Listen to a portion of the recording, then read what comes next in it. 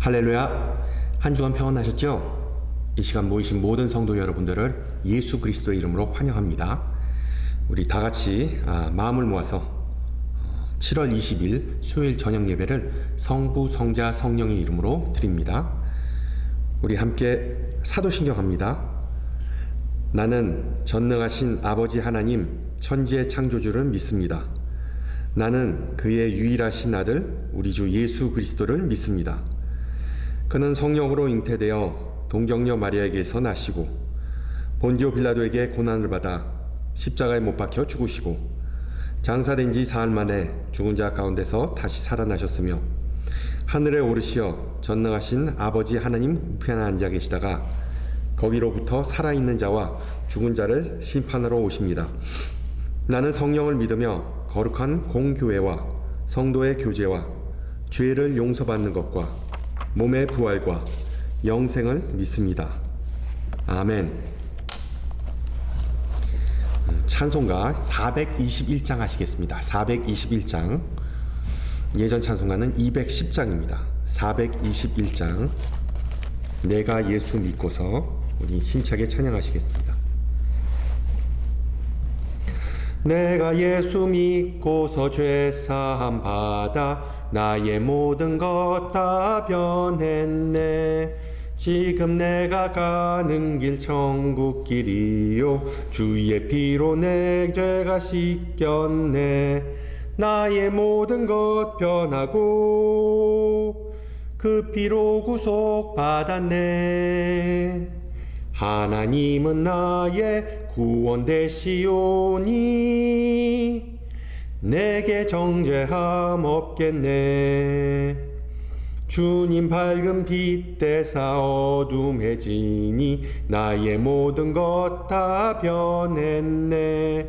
지금 내가 주 앞에 온전케 됨은 주의 공로를 의지함일세. 나의 모든 것 변하고 그 피로 구속 받았네. 하나님은 나의 구원 되시오니 내게 정죄함 없겠네. 내게 성령이 임하고 그 크신 사랑 나의 맘에 가득 채우며 모든 공포 내게서 물리치시니 내 맘 항상 주 안에 있겠네. 나의 모든 것 변하고 그 피로 구속 받았네. 하나님은 나의 구원 되시오니 내게 정죄함 없겠네. 아멘. 하나님께서 오늘 저녁 우리에게 주신 말씀 열왕기하 5장 1절에서 5절 그리고 9절에서 14절입니다. 5장 1절에서 5절 그리고 9절에서 14절. 제가 가진 성경으로 구약 성경 568페이지입니다. 568페이지. 열왕기하 5장 1절에서 5절 그리고 9절에서 14절을 말씀을 받들어 봉독합니다. 아람 왕의 군대 장관 나아만은 그의 주인 앞에서 크고 존귀한 자니 이는 여호와께서 전에 그에게 아람을 구원하게 하셨습니다. 그는 큰 용사이나 나병 환자더라. 전에 아람 사람이 떼를 지어 나가서 이스라엘 땅에서 어린 소녀 하나를 사로잡음에 그가 나아만의 아내에게 수종들더니 그의 여주인에게 이르되 우리 주인이 사마리아에 계신 선지자 앞에 계셨으면 좋겠나이다. 그가 그 나병을 고치리이다 하는지라. 나아만이 들어가서 그의 주인께 아뢰어 이르되 이스라엘 땅에서 온 소녀의 말이 이러하더이다 하니 아람 왕이 이르되 갈지어다. 이제 내가 이스라엘 왕에게 그를 보내리라 하더라. 나아만이 곧 떠날새 은 10달란트와 금 6,000개와 의복 10벌을 가지고 가서 5장 9절입니다. 나아만이 이에 말들과 병거들을 거느리고 이르러 엘리사의 집 문에 서니 엘리사가 사자를 그에게 보내 이르되 너는 가서 요단강에 몸을 7번 씻으라. 내 살이 회복되어 깨끗하리라 하는지라. 나아만이 노하여 물러가며 이르되 내 생각에는 그가 내게로 나아서서 그의 하나님 여호와의 이름을 부르고 그의 손을 그 부위 위에 흔들어 나병을 고칠까 하였도다. 다메섹 강 아바나와 바르발은 이스라엘 모든 강물보다 낫지 아니하냐? 내가 거기서 몸을 씻으면 깨끗하게 되지 아니하랴 하고 몸을 돌려 분노하여 떠나니 그의 종들이 나와서 말하여 이르되 내 아버지여 선지자가 당신에게 큰 일을 행하라 말하였다면 행하지 아니하였으리이까? 하물며 당신에게 이르기를 씻어 깨끗하게 하라 함이니이까 하니 나아만이 이에 내려가서 하나님의 사람의 말대로 요단강에 7번 몸을 잠그니 그의 살이 어린 아이의 살같이 회복되어 깨끗하게 되었더라. 아멘. 계속해서 영적 가뭄과 생명수라는 주제를 놓고 함께 은혜를 나누겠습니다. 무더위가 이어지는데 각자 건강과 그리고 영성 관리에 소홀히 하지 않아야겠죠. 요즘 뉴스에서 자주 나오는 내용입니다. 이 기후 변화 때문에 미래에는 살인적인 여름이 꾸준히 이어질 거다. 즉 세상 멸망의 징조이다. 종교개혁자 마틴 루터의 말이 문득 떠올랐습니다. 비록 세상이 내일 멸망할지라도 나는 계속해서 사과나무를 심겠다. 인류에게 있어 미래는 비관적일 수 있지만 우리 신앙인에게 있어 세상 만사는 바로 하나님의 손안에 있지 않습니까? 우직하게 그리고 성실하게 신앙의 씨앗에 물을 주는 성도가 되시기를 소망합니다. 제가 제 지인 중에 한 명이 여기 미국에서 박사학위를 취득하고 한국에 돌아가서 운 좋게 비교적 빠르게 신학교 전임 강사가 됐습니다. 그리고 신학교에서 가르친 몇 년 후에 정년을 보장받는 정식 교수, 소위 말하는 테뉴어를 얻고자 했는데 문제가 발생했습니다. 학교 이사진 중에 한 명이 그 후보자의 경력을 문제 삼았습니다. 내용인즉슨 이 교수 후보가 선교학을 전공했는데 선교학, 정작 선교지에 가서 선교사로 섬긴 적이 전무하다는 것을 문제 삼았습니다. 그래서 학교 측에서 그 교수에게 조건을 내걸었습니다. 당신 아프리카 케냐에 가서 2년 동안 거기에 머물면서 선교사로 섬겨라. 짐작하는 대로 그분이 갈등이 컸습니다. 우선 요구하는 대로 선교를 마치고 다시 한국으로 돌아온다고 후에 정교수가 된다는 어떤 서면 보장을 받은 것도 아니었습니다.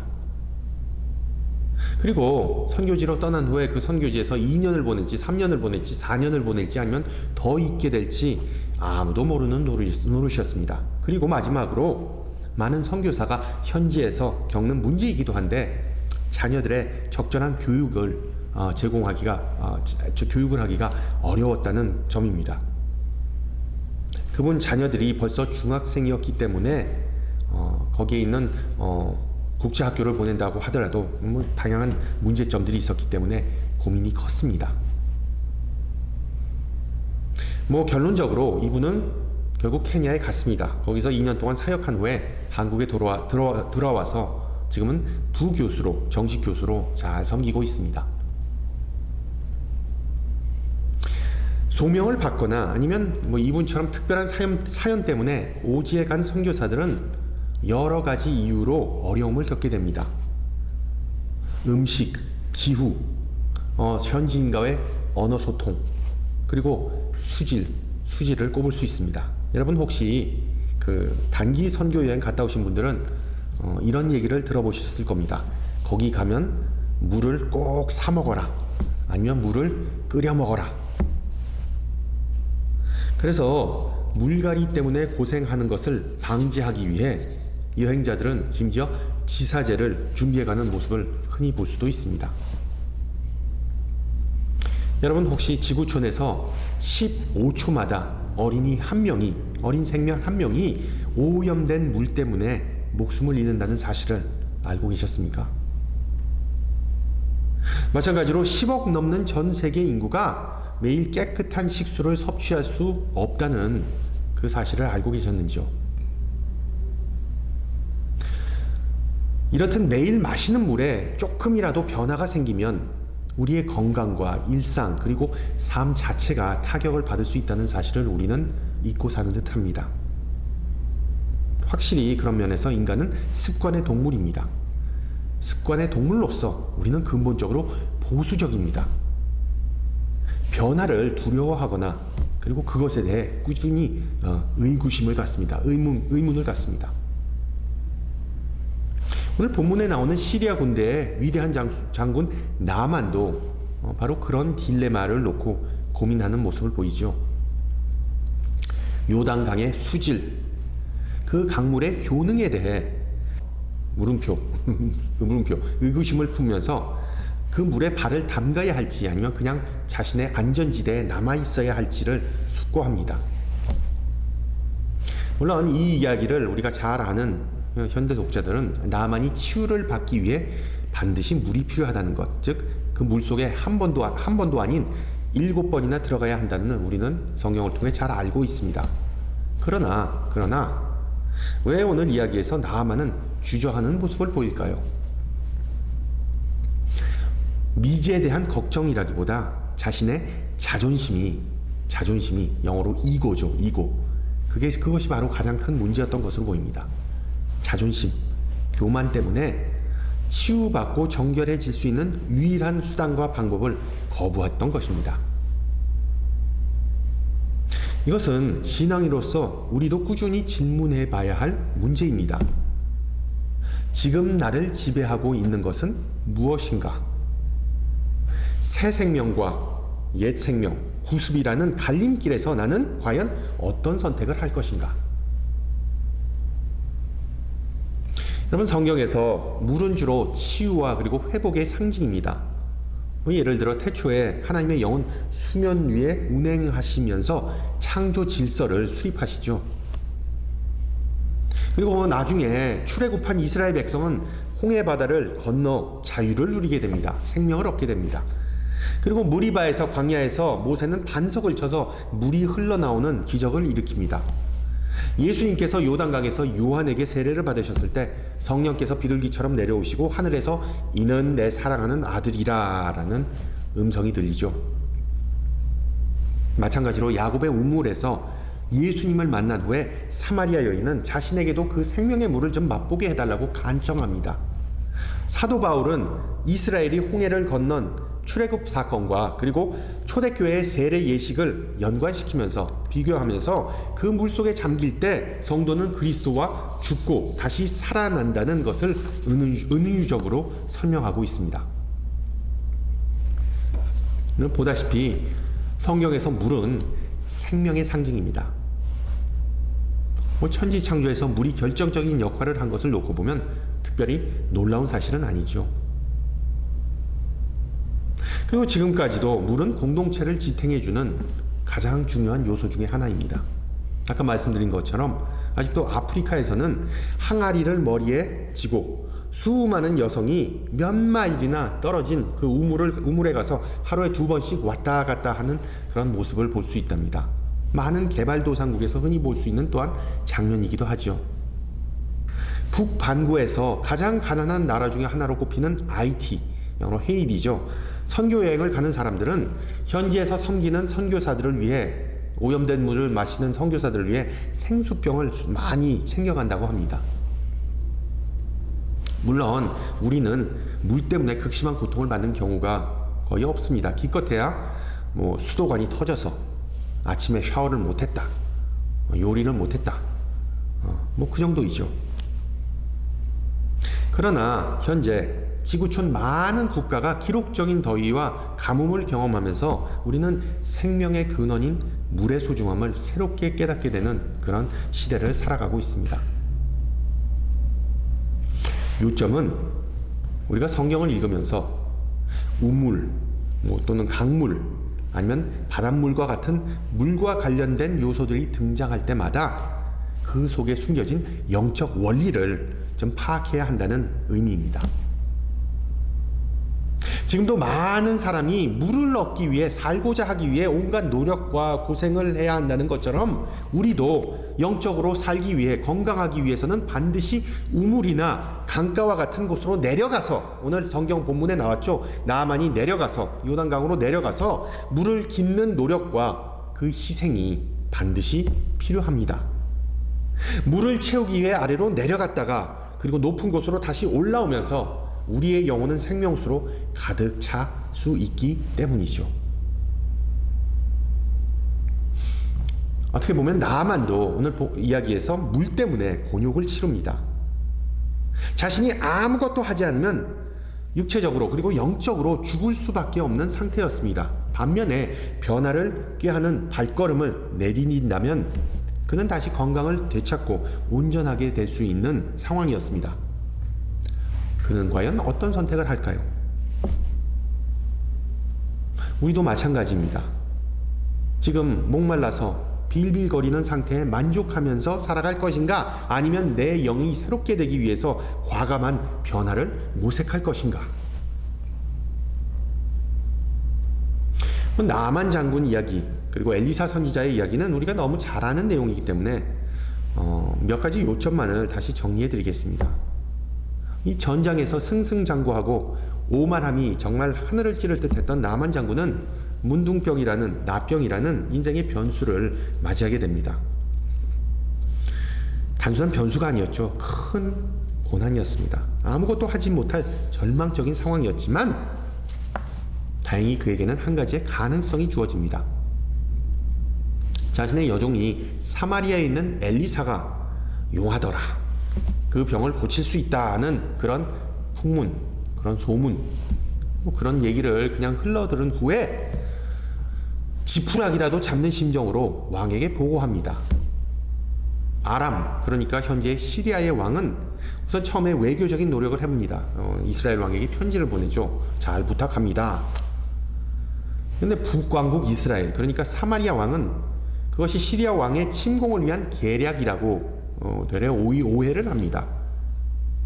도저히 풀릴 수 없는 그런 상황 속에서 엘리사는 나아만과 그의 군사들이 살아계신 하나님의 능력의 증인이 되게 하려고 중개인으로 자처하고 나서게 되죠. 자, 여기서 문제가 발생하는데, 나아만은 이미 이스라엘 왕국을 전장에서 한번 물리쳤기 때문에, 박살냈기 때문에 그 여종이 그때 딸려온 것이죠. 그들을 얕잡아 봤습니다. 무시했습니다. 따라서 우유부단한 이스라엘의 왕 그리고 냉랭한 엘리사의 반응, 둘 다 마음에 들지 않았습니다. 여전히 자신은 을이 아니라 갑이라고 생각했습니다. 즉 자신의 치료는 자신이 생각한 대로 이루어져야 한다는 그런 편견, 아니 오만에 빠져 있었던 것이죠. 마치 요즘 보는 모든 환자들이 내 몸은 내가 제일 잘 안다라고 의사의 의견을 가끔씩 무시하는 그런 주장과 같은 맥락입니다. 내 방식대로, 내 뜻대로, 내가 원하는 대로. 따라서 엘리사가 나아만에게 시종을 보내 요단강 강가에 내려가서 7번 목욕하라고 전했을 때 나아만은 속된 말로 열받았죠. 뚜껑이 열렸습니다. 고래고래 소리를 지릅니다. 11절 보세요. 내 생각에는 그가 내게로 나서서 그의 하나님 여호와의 이름을 부르고 그의 손을 그 부위에 흔들어 나병을 고칠까 하였도다. 그것이 그의 바람이었습니다. 왜 자신이 먼 외지까지 와서 가짜는 요단강에 내려가서 몸을 담가야 하는지 너무 번거롭고 그리고 짜증이 난다는 의미입니다. 바꾸어 말하면 그가 정결케 되기 위해 요단강에 입수하는 것을 방해했던 가장 큰 장애물은 바로 자존심이었습니다. 자존심. 요단 강가에 내려갔다가 다시 올라가서 고침을 받으라는 것이 부정하고 그 흉측한 모습인 나아만에게 하나님께서 유일하게 요구하시는 것이었음에도 불구하고 내리락 오르락 하는 것, 그 자체가 싫었던 거죠. 더 나아가 나아만은 치유의 능력이 요단 강물에 있는 것이 아니라 오로지 하나님 손 안에 있다는 그 사실을 몰랐던 것입니다. 본문 1절은 나아만에 대한 이 나아만이라는 인물에 대한 중요한 사실을 우리에게 알려줍니다. 현대어 성경은 이렇게 번역합니다. 주님께서 나아만을 시켜 시리아에, 그러니까 아람에 구원을 베풀어 주신 일이 있었다. 이거 아주 신학적으로 중요한 구절이죠. 하나님은 나아만의 삶 속에서, 그러니까 과거부터 이미 역사하시고 그에게 은혜를 베푸셨지만 나아만 그 자신은 그 사실을 몰랐다고 열왕기하 저자는 암시합니다.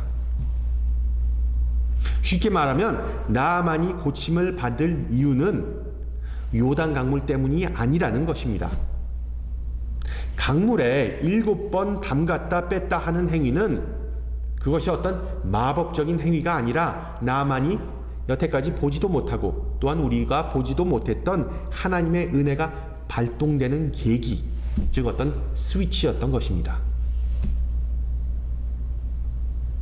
다행히 나아만은 참모의 말에 귀를 기울이고 자신의 교만함을 잠시 제쳐두고 엘리사 선지자가 명령한 대로 요단강가로 내려갑니다. 입수합니다. 자신을 내려놓습니다. 그리고 그가 다시 물에서 올라왔을 때 성경은 그의 피부가 어린아이의 것과 같았다라고 묘사합니다. 신약에서 예수님께서 제자들에게 하신 말씀 중에 누구든지 이 어린아이와 같지 아니하면 하나님 나라에 들어갈 수 없다라는 그 구절을 연상시키는 대목이죠. 프란치스칸 수도회의 사제이자 영성 작가였던 리처드 로우는 자신의 저서 단순함, 내려놓음의 자유에서 어린 아이와 같은 믿음을 갖기 위해 3가지의 충동, 욱하는 것을 반드시 내려놓아야 한다고 설명합니다. 그는 말합니다. 첫째는 성공하고자 하는 충동이다. 둘째는 독신적이고자 하는 충동이다. 자기 의를 의지하는 충동이죠. 특히 신앙적으로 또는 신학적으로 자신만이 옳다고 믿는 아집 때문에 역사적으로 교회가 갈라지는 결과를 초래했다. 구교와 신교. 마지막으로 권세를 움켜쥐고자 하는 충동이다. 그리고 그는 계속해서 이렇게 말합니다. 우리 주님께서는 바로 이 3종류의 마귀를 광야에서 대면하셨다고 나는 믿는다. 이 3 악마를 똑바로 대면하기 전까지 우리는 알게 모르게 그것들의 지배하에 놓여 사는 셈이다. 이 3 악마의 실체를 분명하게 파악하지 못하면 여전히 남 위에 군림하고 남보다 성공하고 남을 무시하는 삶을 살게 되는 것이다. 참 맞는 말이죠. 나아만에게는 분명 자신의 삶을 바꿀 기회가 찾아왔습니다. 즉 자신이 여태까지 싸웠던 적들과는 비교도 안 되는 아주 무시무시한 대적, 문둥병이라는 적에게 승리할 수 있는 기회였습니다. 그러나 그 적을 쓰러뜨리기 위해서 그는 소위 말하는 내려가는 혹은 내려놓는 믿음을 가져야만 했습니다. 내려가는 믿음이 뭘까요? 요단강으로 내려가는 믿음. 자신이 일평생 전장에서 우선 승리하게 해준 그 마차, 전차에서 내려놓는 것입니다. 그리고 자신이 지금 누리고 있는 그 힘과 권위, 파워, 즉 군사령관이라는 그 직분에서 내려와서 이스라엘 촌구석의 무지렁이 선지자의 명령을 따는 것이었습니다. 그리고 방금 전에 말씀드린 것처럼 아무리 생각해봐도 요단강은 치유를 위한 적당한 라이트한 장소가 아니었음에도 불구하고 그 요단강으로 내려가서 입수하는 것입니다. 그것이 바로 내려가는 믿음입니다. 지난주에 성지순례에 대해 말씀드렸는데 어느 인터넷 사이트에 가보니까 요즘 관광객들이 그 요단강에 가면 실망을 금치 못한답니다. 이 가뭄 때문에 물도 거의 없어서 그냥 볼품없는 어떤 작은 계곡을 연상케 하고, 또한 세균이 득실득실거리고 악취 때문에 이스라엘 정부는 그 강물에 사람들이 들어가지 못하도록 통제한답니다. 그러나 그 과거에 엘리사 선지자 때만 하더라도 요단강은 고요한 물줄기가 흐르는 아름다운 물줄기였습니다. 여호수아가 언약궤를 앞세우고 강을 예전에 건넜고, 위대한 다윗 왕과 그리고 엘리야 선지자가 피난처를 삼았던 곳이고, 신약 시대에 와서는 세례 요한이 하나님의 메시아인 예수님에게 세례를 베푼 정말 이스라엘의 역사와 깊은 사연이 있는, 연관이 있는 그런 장소였습니다. 성경의 위인들과 마찬가지로 하나님의 은혜를 입고 살던 나만도 다시 깨끗해지기 위해, 구원받기 위해 먼저 낮아지고, 그리고 낮은 곳으로 내려가고, 그리고 다시 올라오면서 중생의 역사를 경험해야만 했습니다. 물론 처음에는 아집 때문에, 자존심 때문에 자신의 구상과 그리고 방식대로 그 구원을 얻고자 했습니다. 나중에 가서야 그는 겸비하여 스스로를 낮추어 물속으로 들어가고, 그리고 다시 물속에서 나왔습니다. 내려갔다 올라오는 것 말고 새로운 삶을 살 방법은 없다는 것을 깨달았기 때문이죠. 우리도 마찬가지입니다. 우리의 영이 메마르고 지치고 병들고 이제 죽어갈 때 새 힘과 새 생명을 갈망하는 우리에게는 오직 하나만의 방법밖에 없습니다. 용서, 포옹, 이해, 화해, 치유는 우리의 영안이 열릴 때 삶의 가장 중요한 것들이 무엇인지를 비로소 보게 되고 추구하게 되는 것들입니다. 그러나 이 값을 매길 수 없는 정말 소중한 것들은 우리의 마음대로가 아니라 하나님의 마음대로, 하나님의 방식대로 추구할 때 우리에게 주어진다는 사실을 기억하시기 바랍니다. 하나님의 마음, 하나님의 뜻과 방식은 무엇입니까? 바로 우리가 바닥까지 내려가고 낮아지는 것입니다. 바꿔 말하면 겸비하고 스스로 겸손해지고 하나님께서 주시는 선물을 고르지 말고 편식하지 말고 그대로 받는 것이 바로 그 자세입니다. 참 다행인 점은 이 세상을 살면서 사람은 자신의 멍에와 무거운 짐은 오직 자기 혼자 스스로 짊어져야 한다는 점이지만, 우리 신앙생활에 있어 마음의 짐, 즉 죄라는 짐은 우리가 짊어질 필요가 전혀 없습니다. 왜? 우리가 낮추기만 하면 무거운 짐은 주님께서 우리 등에 이렇게 얘다 받아라 하고 놓아주시는 것이 아니라, 우리가 낮추기만 하면 무거운 짐은 주님께서 그냥 들어 올려주시기 때문입니다. 여러분, 요한복음 4장에 나오는 그 수가성 여인을 기억하시죠? 인생이 정말 피폐해지고 인간관계가 망가진 상태로 세간의 주목과 그리고 조롱이라는 그런 수치스러운 짐을 짊어진 그 여인은 어느 날 다른 사람이 너무나 없는 그런 뜨거운 정말 여름날에 우물가에서 예수님을 만나게 됩니다. 그 예수님은 그 여인의 영적 갈급함을 채워주시고자 하죠. 그런데 문제가 있었습니다. 그 여인의 영적 메마름의 본질적 문제는 뭐였습니까? 그 여자가 남자들을 너무 사랑했다는 것? 왜? 그러니까 있잖아요. 지금 6명의 남편이 있었는데 지금 사는 남편도 남편이 아니다. 그러니까 남편을 그냥 옷 갈아입듯이 그냥 받고 있는 여자. 그것이 그녀의 문제였습니까? 아니죠. 예수님은 그 여인의 영적 문제, 메마름의 본질적 문제를 콕 쥐어주십니다. 그 여자의 문제는 예배 생활을 제대로 하지 못했다는 점입니다. 여러분 성경에는 안 나오지만은 그 내용을 잘 얘기해 보세요. 잘 보시면은 알 겁니다. 갑자기 남편 얘기하다가 예배 얘기하는데 이게 무슨 두서없는 얘기인가? 그게 아니에요. 이 여자가 얘기하고자 하는 바는 자기는 지금 예배 생활을 못하고 있다는 겁니다. 왜? 그 사회적 손가락질을 받는 문란한 여성이라는 꼬리표 때문에 다른 사마리아인들처럼 그 마을에 있는 도시에 있는 다른 사람들처럼 그 그리심산, 그 근처에 있는 그리심산, 즉 세겜에 가서 예배를 드리지 못하는 것이 이 여성의 영적 갈급함을 부추겼고 그 원인이었습니다. 그런데 예수님의 대답은 뭡니까? 예수님은 그리심산이든 시온산이든 세겜이든 예루살렘이든 영적 예배, 하나님께서 기뻐하시는 예배는 장소가 중요한 것이 아니라고 그녀의 편견, 그녀의 삐뚤어진 예배 신학을 바로잡아 주십니다. 그녀의 영혼이 소생케 되기 위해서 그 여인은 예배는 장소, 어디 가서 드리는 것이다 라는 그 잘못된 생각 혹은 전통을 과감하게 버려야 한다고 말씀하시죠.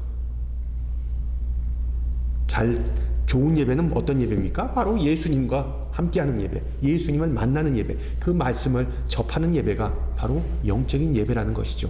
그 말씀을 통해서 자신의 허물과 그리고 죄를 깨닫게 되고 그리고 자신의 연약함을 고백하는 그런 예배, 그것이 바로 그 여인의 그 영적 갈급함을 해소해 줄 열쇠였습니다. 그런데 일평생 갖고 온 믿음을 버리라는 명령, 그러니까 그리심산에 가서 예배드리지 말고 예수 그리스도의 이름으로 예배를 드려라. 밑바닥, 지금 가지고 있었던 그런 모든 믿음과 편견을 다 버리고 밑바닥으로 내려가라는 그런 예수님의 충고, 받아들이기 쉽지 않은 일이죠. 그러나 목마른 우리의 영혼이 생명수 대신 예수님을 마시고자 한다면, 만나고자 한다면 우리도 먼저 반드시 내려놓아야 할 것, 내려가야 할 곳이 있다는 것을 꼭 기억하시기 바랍니다. 그 여인의 경우는 바로 우물가로 나가는 거였죠. 낮아짐의 믿음은 바로 우리 주님께서 요한에게 요단강으로 스스로 내려가서 세례를 받으시고 그리고 십자가에 스스로 올라가서 우리를 살리기 위해 보여주셨던 그 능력입니다. 나아만이 입수했던 요단강이나 그리고 출애굽한 이스라엘 백성이 건넜던 홍해, 또한 초대교인들이 이 계단을 밟으며 내려가고 다시 올라왔던 침례탕, 그러니까 베프티스모 풀 안에 담긴 그 물을 좀 한번 생각해 보세요. 그 물을 뚫어지게 바라만 본다고 어떤 능력이나 역사가 이루어지는 것은 아닙니다. 하나님의 은혜를 체험하기 위해, 듬뿍 받기 위해서는 모든 것을 내려놓고, 그러니까 세례 후보자들처럼 모든 것을 훌떡 벗어버리고, 나만처럼 훌떡 옷을 벗어버리고 그 물속으로 들어가야 합니다. 즉 순종, 믿음과 겸손, 바로 이것이 우리의 영적 문둥병의 참된 치료제인 셈이죠. 엘리사의 표현을 빌리자면 요단강에 내려가서 7번 씻으라, 아니면 조금 더 현대적인 표현을 사용한다면 주 예수 그리스도를 믿고 구원을 얻으라. 예수 믿고 구원받네, 예수 믿고 구원받네, 예수 믿고. 우리가 주일학교 때 아니면은 복음성가로 많이 부르던 그 노래이자 수도 없이 들은 문구이죠. 예수 믿고 구원받아라. 어떤 이는 그 메시지, 그 말을 들으면서 그 참 진부한 메시지네, 그거 말고 좀 다른 거 없나 라고 생각할 수 있습니다. 그런데 여러분, 하나님의 말씀을 듣고 순종하고 예수님을 믿고 그리고 겸손한 삶을 산다는 것이 구체적으로 무슨 의미일까요? 한 가지 예를 들면 우리가 소위 말하는 교회라는 신앙 공동체의 일원으로 살아가는 것입니다. 즉 교회를 내 삶의 중심으로 삼는 것입니다.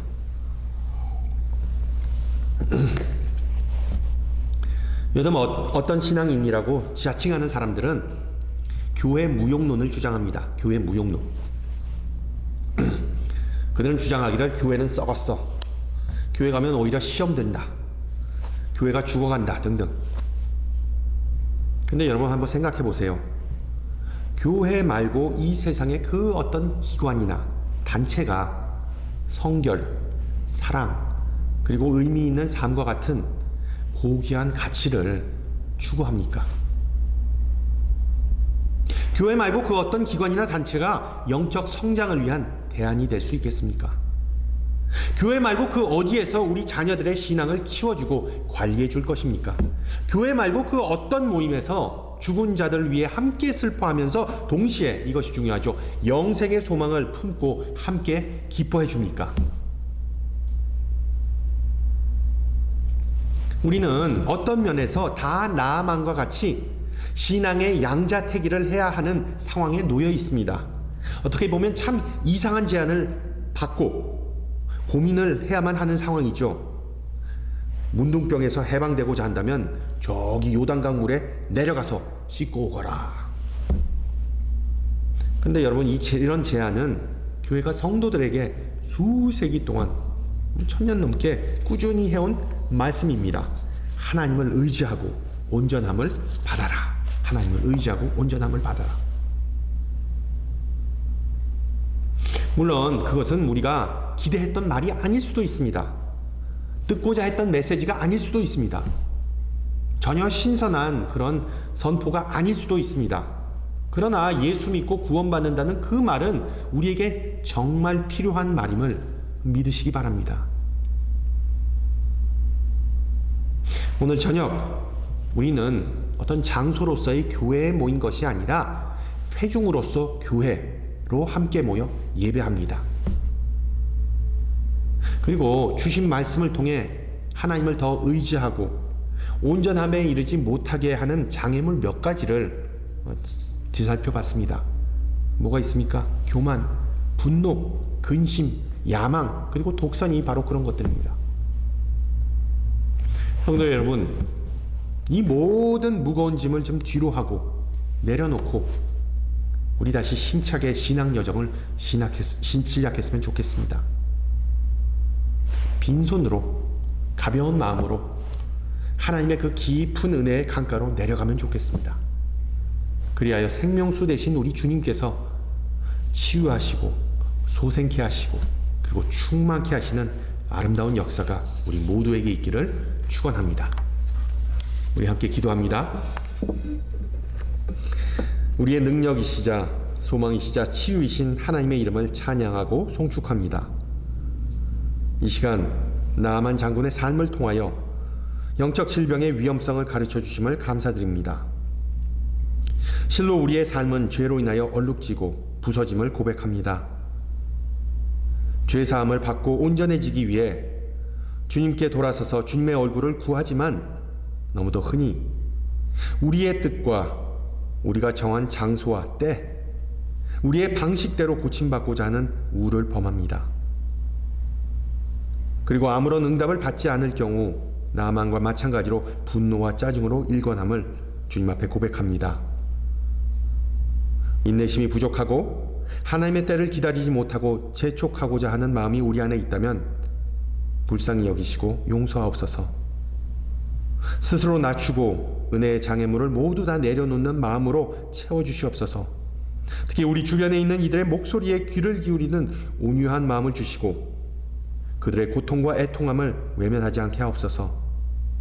말씀을 통하여 우리에게 주시는 교훈과 영적 진리에 눈을 뜨게 하옵시고 그 말씀을 온전히 받고 순종하여 회복의 역사가 이루어지기를 간구하오니 주님 우리를 새롭게 하옵소서. 보혈의 은혜로 우리를 정결케 하시고 모든 두려움을 극복하는 믿음을 내려 주사 항상 찬양과 기쁨이 넘치는 여정이 되게 하옵소서. 함께 주님 가르쳐 준 기도합니다. 하늘에 계신 우리 아버지, 아버지의 이름을 거룩하게 하시며 아버지의 나라가 오게 하시며 아버지의 뜻이 하늘에서와 같이 땅에서도 이루어지게 하소서. 오늘 우리에게 일용할 양식을 주시고 우리가 우리에게 잘못한 사람을 용서하여 준 것 같이 우리 죄를 용서하여 주시고 우리를 시험에 빠지지 않게 하시고 악에서 구하소서. 나라와 권능과 영광이 영원히 아버지의 것입니다. 아멘. 네, 예배를 마쳤습니다. 지금 교회에 있다 보면은 우리 청년들이 다가오는 중고등부 수련회를 준비하기 위해서 여기서 열심히 모여서 연습하고 그리고 또 기도하는 모습을 보면서 마음이 뿌듯합니다. 참 우리 교회의 든든한 기둥이자 일꾼들이자 그리고 또한 미래라고 생각되는데 여러분 이들을 위해서 기도 좀 많이 해주시고요. 그리고 다가오는 수련회 코로나 걱정 없이 하나님께서 정말 모든 사람을 모든 학생들을 다 지켜주시고 그리고 영적으로 충만케 해주시기 위해서 우리 열심히 좀 기도해 주십시오. 여러분 한 주간 평안하시고요. 다음 주 이 시간에 뵙겠습니다. 샬롬.